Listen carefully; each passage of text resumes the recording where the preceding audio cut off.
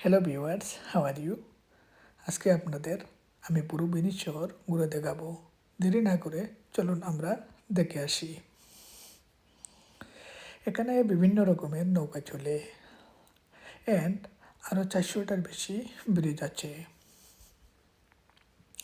এখানে সাধারণত ছোট ছোট ক্যানেলগুলোর উপর দিয়ে ব্রিজ যায়, কিন্তু আপনি যদি গ্র্যান্ড ক্যানেলের পাশে থাকেন, গ্র্যান্ড ক্যানেল হচ্ছে বেসিক্যালি একটা বিশেষ ক্যানেল যেটা ভেনিসের মাঝখান দিয়ে যাচ্ছে, আর সব সময় সুবিধাজনক অবস্থানে থাকবে না এই ব্রিজগুলি।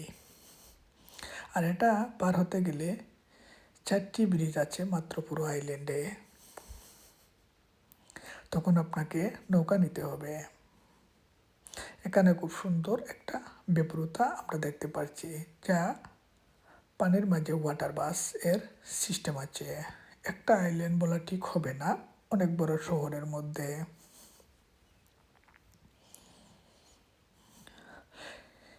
এক জায়গা থেকে আরেক জায়গায় হেঁটে যাওয়া মোটেও সহজ কাজ নয়।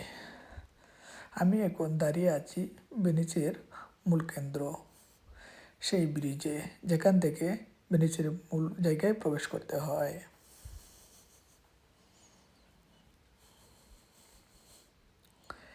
এখন দুপুর 3টা বাজে, আর এখন আমি ইতালি ভেনিসে। ভেনিস মূলত একটা আইল্যান্ড, যেটাকে বানানো হয়েছিল সমুদ্রের মাঝখানে।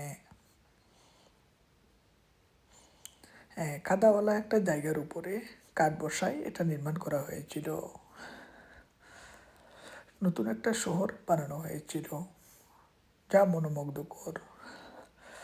একবার যখন আপনারা ভেনিসের মূল শহরে যাবেন, তখন ভিতরে গাড়ি কিংবা কোনো সাইকেল ঢুকানো সম্পূর্ণ নিষেধ। একমাত্র এক স্থান থেকে অন্য স্থানে যাওয়ার উপায় হচ্ছে হেঁটে যেতে পারেন অথবা নৌকায় করে যেতে পারেন।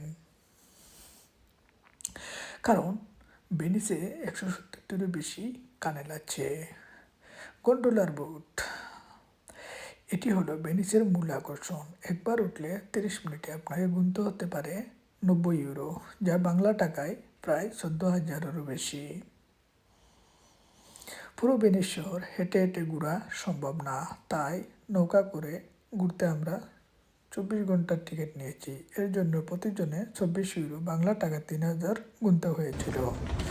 ঘোরাঘুরি শেষে আমরা সোজা চলে আসলাম দুপুরের খাবার খেতে।